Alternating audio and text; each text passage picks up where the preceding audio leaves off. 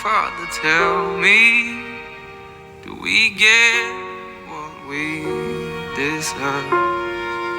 Oh, we get what we deserve.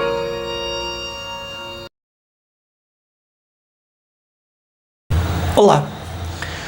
O coração é composto de 3 capas, 3 tecidos diferentes o compõem. São eles o endocárdio, o miocárdio e o pericárdio. O endocárdio é aquele que tem contato direto com o sangue e ele é contínuo com os vasos sanguíneos que entram e que saem do coração. Depois tem o miocárdio, que é a camada mais espessa do coração, é composta de tecidos musculares, células musculares, miócitos, uns especializados em contração e outros especializados em condução elétrica. E por último, o pericárdio, que tem a função de proteção do coração, proteção contra traumas e proteção contra dilatações. O endocárdio, ele é composto novamente em 3 camadas. A camada que tem contato direto com o sangue, ela é composta de células epiteliais lisas e tecido elástico, tecido fibroelástico. Depois vem uma camada de tecido conjuntivo e também fibras elásticas e por último tecido conjuntivo desorganizado, o tecido conjuntivo denso. Depois vem o miocárdio e por último o pericárdio, novamente é composto de tecido conjuntivo denso. O pericárdio, ele é um saco fibroso que se dobra envolvendo o coração como um todo. Então, o pericárdio, ele tem uma parte que toca o miocárdio, é chamado de pericárdio visceral. E a parte que está por fora é chamado de pericárdio parietal. No meio sobra um espaço que contém uns 30 a 50 ml de líquido seroso.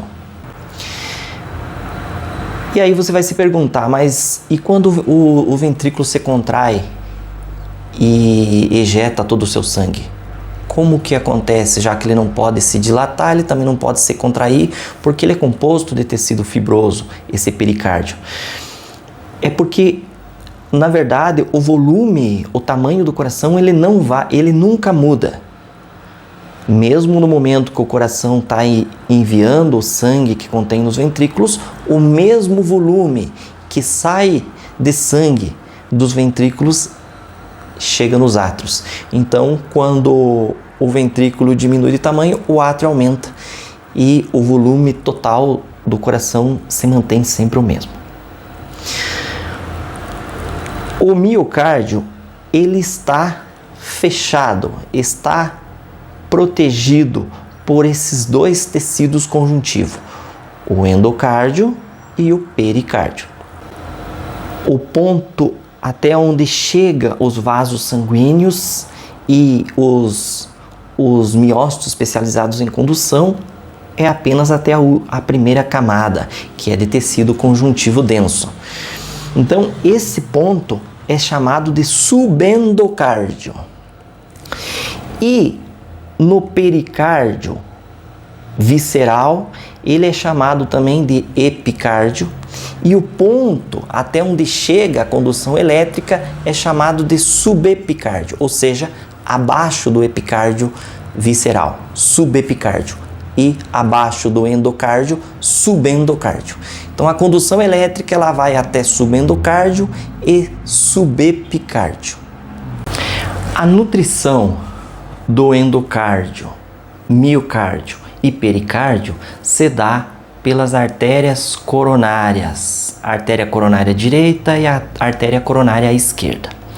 As artérias coronárias elas se formam na aorta ascendente. Logo após a válvula aórtica, elas se formam ali. Elas são as primeiras ramas da artéria aorta, são as artérias coronarianas, direita e esquerda. Elas se formam e elas percorrem os septos interatriais, septo atrioventriculares e os septos interventriculares. Nessas estruturas, nos septos, tem um rebaixamento e elas seguem por ali. Elas seguem logo acima do pericárdio visceral e vão se ramificando e penetrando no miocárdio.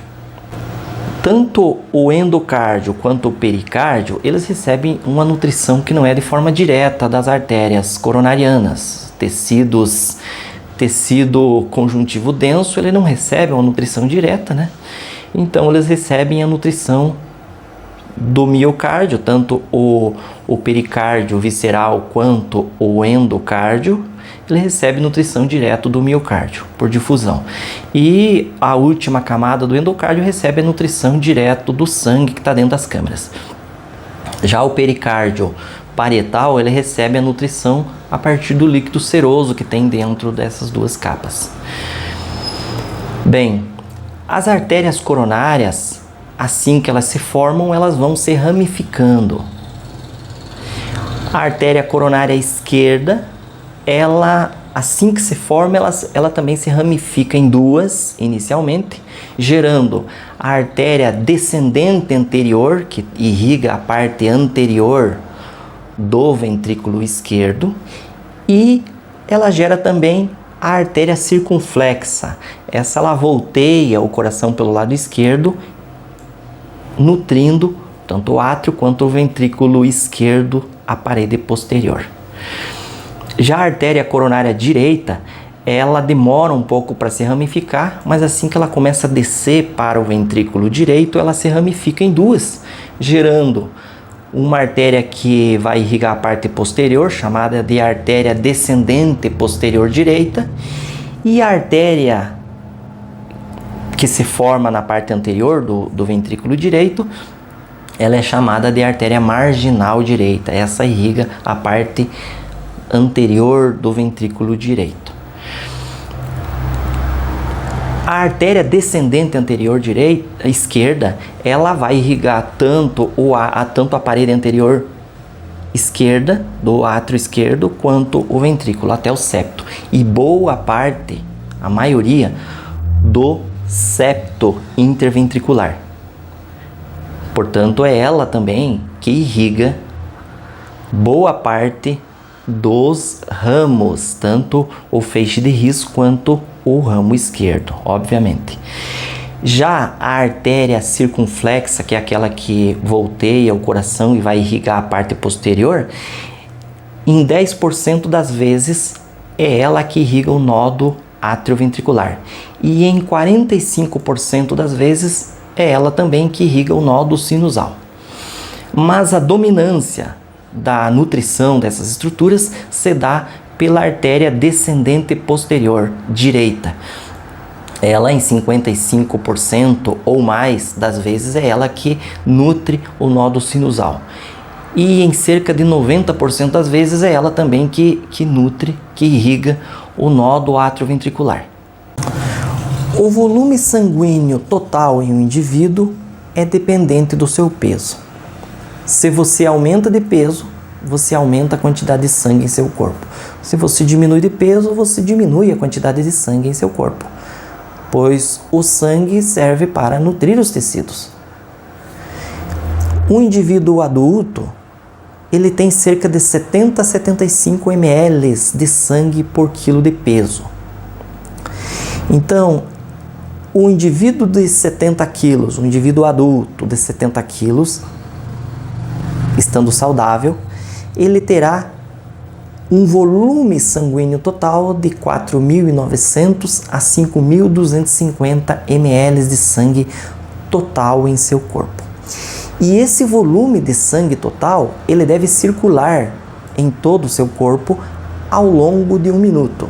Ou seja, em 60 segundos, todo o sangue do corpo desse indivíduo deve circular pelos tecidos periféricos e voltar para o coração.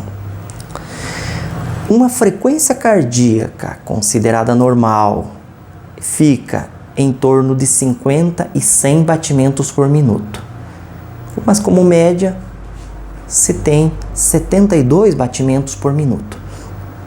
Para você saber o volume sistólico, você deve ver o peso do indivíduo, calcular vezes 70, 75 ml e dividir pela frequência cardíaca.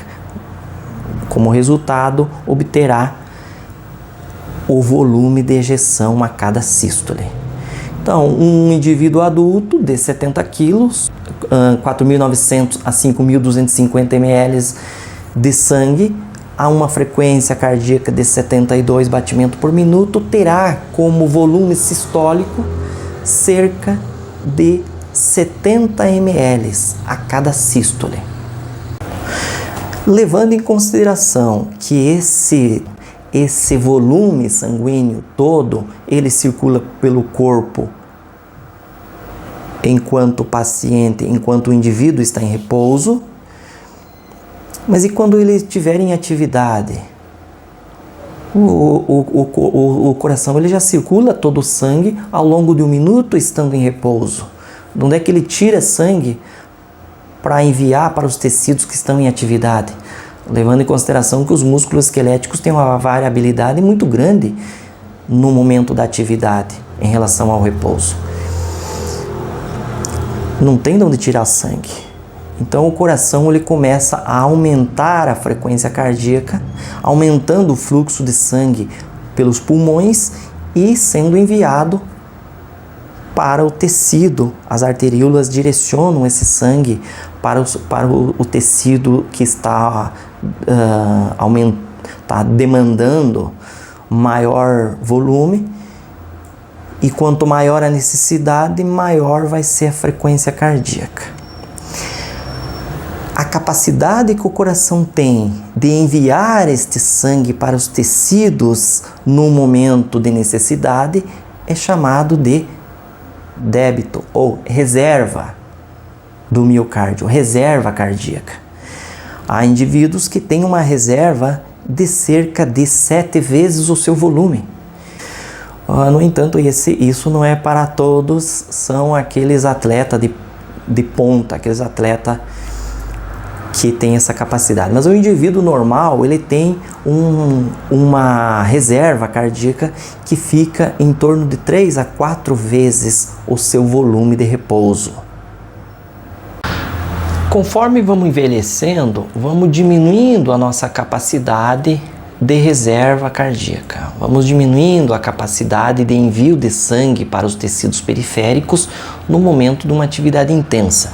Isso é normal e, como resultado, a gente diminui as atividades, vai diminuindo o volume de intensidade das atividades físicas. Isso é normal. No entanto, há situações onde o indivíduo desenvolveu uma insuficiência cardíaca grave a ponto de ele simplesmente não ter uma reserva cardíaca. Ele não consegue simplesmente ele não consegue levantar da cama para ir ao banheiro, que ele já se sente cansado, ele necessita de auxílio de oxigênio.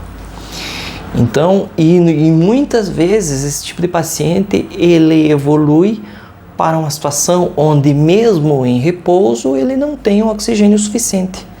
Ele mesmo em repouso, e a frequência cardíaca, nos casos assim, muitas vezes são frequência cardíaca abaixo do adequado, ele não consegue aumentar a frequência cardíaca, porque aí diminui o tempo de diástole e por excesso de placas de ateroma ou uma dificuldade na hematose sanguínea no pulmão, nas trocas de gases, e esse paciente ele necessita efetivamente de oxigênio para manter-se vivo em repouso. A nutrição do miocárdio só ocorre no momento da diástole. As artérias coronárias, elas se formam, como já dito, logo acima da válvula aórtica. E a válvula aórtica, quando se abre para ejeção sistólica, ela fecha o ósteo das artérias coronárias. Então, o seio de Valsalva, ele se forma quando a válvula aórtica está fechada. E a nutrição, ela depende totalmente da pressão diastólica. Então, num indivíduo normal, que tem uma pressão diastólica de 80 milímetros de mercúrio na artéria aorta e uma pressão dentro de sua câmara ventricular, principalmente esquerda, tendo uma pressão diastólica que atinja no máximo 8 milímetros de mercúrio, ele vai ter um fluxo para as artérias coronárias com uma pressão de cerca de 72, 73 milímetros de mercúrio no momento da diástole. Então, a nutrição do miocárdio, além de acontecer na diástole, ela é dependente de duas pressões. A pressão dentro da câmara ventricular e a pressão diastólica da artéria aorta. Então, um paciente que tenha uma insuficiência cardíaca onde se dilate essas câmaras e aumente a pressão dentro delas, o fluxo sanguíneo na diástole vai ficar dificultado. Ou em pacientes que tenham uma insuficiência de válvula aórtica, por exemplo, ou uma queda de pressão diastólica, o fluxo da mesma forma vai ficar dificultado para as artérias coronárias. Agora você pega e acrescente placas de ateroma no indivíduo para ver o que acontece. O débito cardíaco dele, a reserva cardíaca dele fica muito limitada. A depender do grau de evolução dessa patologia, ele vai levar a um desfecho nada bom. Agora, por que não ocorre a nutrição do miocárdio no momento da sístole? Ora, por dois motivos. Primeiro, que no momento que abre a válvula aórtica, ela fecha o ósteo das artérias coronárias, impedindo o fluxo nessa região. E o segundo motivo, e não menos importante, é o aumento da pressão das câmaras ventriculares. Principalmente a câmara ventricular esquerda, ela aumenta muito a pressão. Então, isso no indivíduo saudável, ela atinge 120 milímetros de mercúrio, colapsando as artérias coronarianas dessa região, impedindo o fluxo. Então, você tem que ter na cabeça que a nutrição do miocárdio ocorre na diástole e em situações de taquicardia diminui o tempo de nutrição do miocárdio, porque diminui o tempo de diástole. Então, um indivíduo que tenha uma frequência cardíaca de cerca de 70 batimentos por minuto, 70, 72 batimentos por minuto, ele terá um tempo de ciclo cardíaco entre sístole e diástole de cerca de 800 milissegundos. Se você dividir 60 segundos pelo volume de frequência cardíaca, você obterá o tempo de cada ciclo, que é cerca de 800 milissegundos por cada ciclo. No entanto, a sístole utiliza 300 milissegundos do seu tempo para a contração. E os outros 500 milissegundos é deixado para a diástole. Ou seja, a nutrição do coração, o fluxo sanguíneo para as artérias coronarianas, para nutrir o miocárdio, ocorre na diástole em um tempo de 500 milissegundos. No entanto, quando você aumenta a frequência cardíaca, você diminui mais o tempo de diástole do que de sístole. Além disso, até um certo nível, ele mantém o mesmo volume de ejeção, mas chega a um determinado ponto onde ele começa a diminuir o volume de ejeção, porque não dá tempo dele receber todo o sangue do átrio, ele já se contrai. Então, num paciente com taquicardia, ele diminui o tempo de nutrição, pois diminui o tempo de diástole. A você que assistiu até aqui, espero que tenha gostado dessa aula. Haverá mais uma aula que eu vou falar sobre eletrofisiologia. E se você não assistiu, sugiro que assista as outras aulas, as outras 2 aulas, onde você vai pegar o conteúdo completo desse assunto ciclo cardíaco, que é a base para compreender eletrocardiograma. Ok? Foi um prazer. Nos vemos no próximo vídeo. Abraço, fica com Deus.